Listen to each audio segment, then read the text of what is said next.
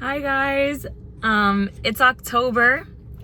I can't believe it's October. I'm sitting here with emotional support Chucky, as you can see. I know it has been quite a while since the last update, 6 months.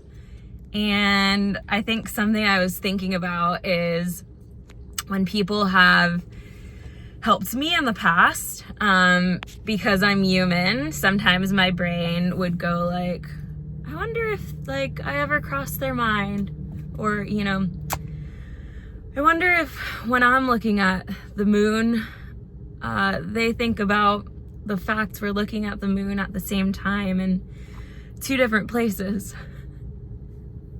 Ooh, I don't know what that was. No, I've never had that exact thought, but the reason I'm bringing this up is since it has been so long since my last update, I do want you guys to know that I think about you a lot. I think about all of the people who have reached out to me and who have been through similar stuff, whether it's grappling with chronic pain or symptoms or those really intense repetitive thought loops.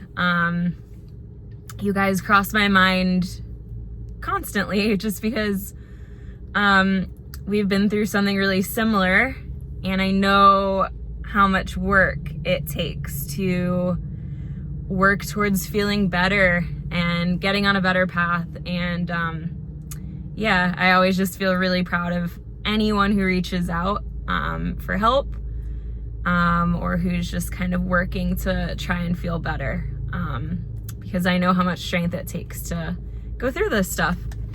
So since the last update was 6 months ago, I've been traveling, been writing,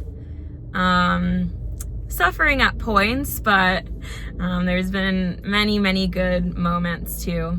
I just got back from a really amazing almost 3-week trip to Egypt and then Austria. The Egypt portion was with a tour that was so much fun, and Austria was a solo trip, which was also really nice. But what I thought I would do is, since I've been writing various things about my experiences or just things that I feel have maybe helped me while grappling with all of this stuff, I thought that I would read some of the stuff that I've been posting, whether it's like in captions or, etc. This way, sometimes I think hearing something verbally can be really helpful, or at least it's helped me. So I'm gonna start with that. One moment, please, as emotional support Chucky and I pull it up. So if you're wondering what it says on him, my mom, Doris, she got a label maker several years ago. And so she thinks it's funny when I've been away for a period, if I come back and then she'll leave various like labels on Chucky as if he left them. So this one says, "Ready for Halloween, my love." And once before on his little knife, she put, "I miss you," with her label maker. Or I think "missed you." So, all right, I'm gonna pull up this document. One moment. And I just looked at the calendar. Actually, I think it's been about 7 months. But the new season has begun, and I'm really happy to be back talking to all of you. So this post was actually about right before and right when I kind of started getting on the right path towards feeling better and finding compassionate people to help me, and yeah, the right support. So this is about a pair of hiking boots that I bought at the time, which I will show you guys.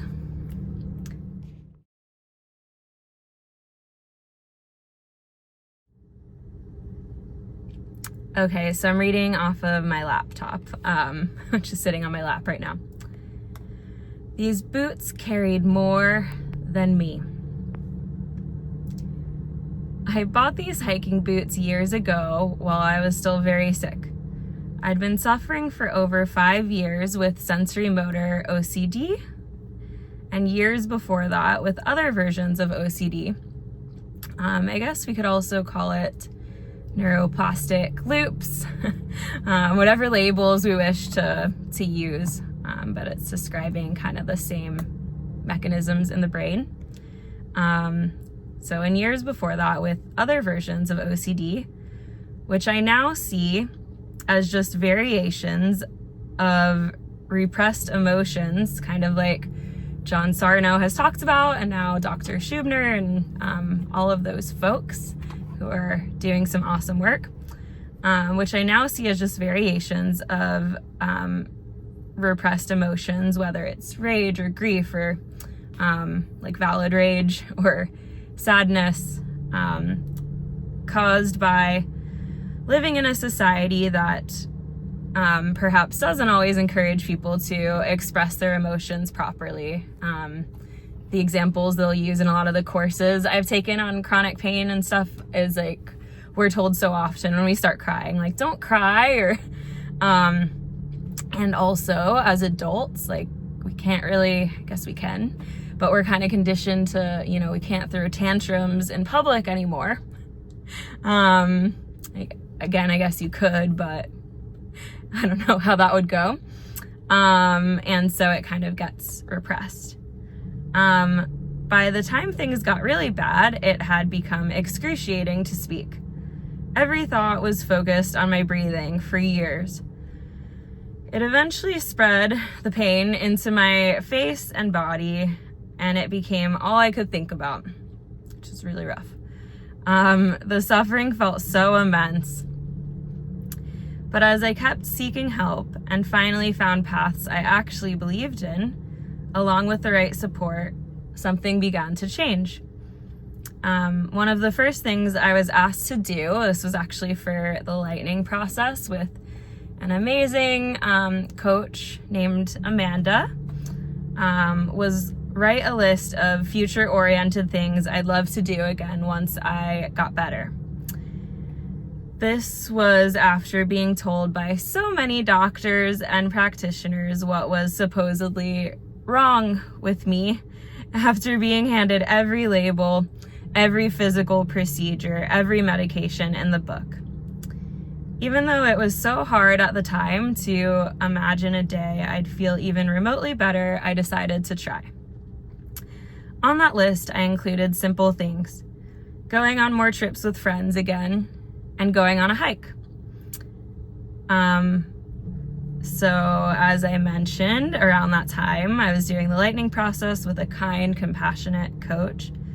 And I also found around a very similar time, so this was now almost 3 years ago, but kind of the start of the lightning process, almost. It's like 2.5 years ago. And I also found a very supportive psychiatrist and psychologist to help me.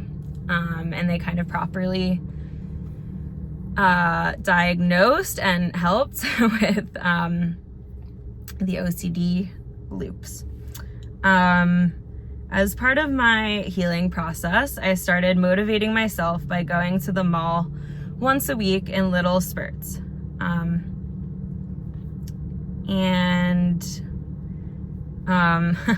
Yeah, even though I often felt completely disoriented while at the mall, like I was walking around. A friend of mine who'd gone through this said it feels like being on Mars sometimes when you feel like you're in a dream, and I know we would say it's like being dissociated, but yeah, it just feels like a massive blur, because you've been in this loop, hyper focused on sensations for so long, and so focusing on anything else around you can feel really, really tough. So even though I often felt completely disoriented, like I was walking around on Mars, I'd try to find one item for to bring on like a trip or a future adventure to kind of motivate me. Like, okay, I can use this item for the trips I'll be going on. Excuse me. So something small, something symbolic. And I started building a little pile of those items in the corner of the room where I sat doing my calls for the lightning process. About 2 months into working with my psychologist, my friend Lauren asked if I wanted to go on a long road trip with a few of our other friends from New Jersey, where I live, and then PA, where she's based, to Chicago, Grand Rapids, and Indiana Dunes National Park. And I said yes. I knew the trip would be hard. One very, very big exposure. Sitting was really, really hard for me. Standing still was hard. Pretty much everything was hard because my brain was still redirecting every single thought back to my throat, my breathing, and my body. But I did it. And I went on the trip. And we hiked Indiana Dunes National Park. Even though the hike was difficult and so many of my thoughts were still being redirected to my breathing, I was so proud of myself when I finally reached the water. And so these photos, they're from that moment. And I think today I wanted to talk about that story just because I know that when we're really, really in the loop and suffering so badly, it can often feel like it's never ending. And it's really hard to see a day where you're doing, fun stuff again, but you will be. And even though that first trip was really, really hard because of all the stuff going on, I'm so happy that I went. I'm so happy that I did that. And it's led to many more amazing trips. Definitely having the safety again of support and like people I could talk to about it who are familiar with these types of loops, that has been so useful and so crucial.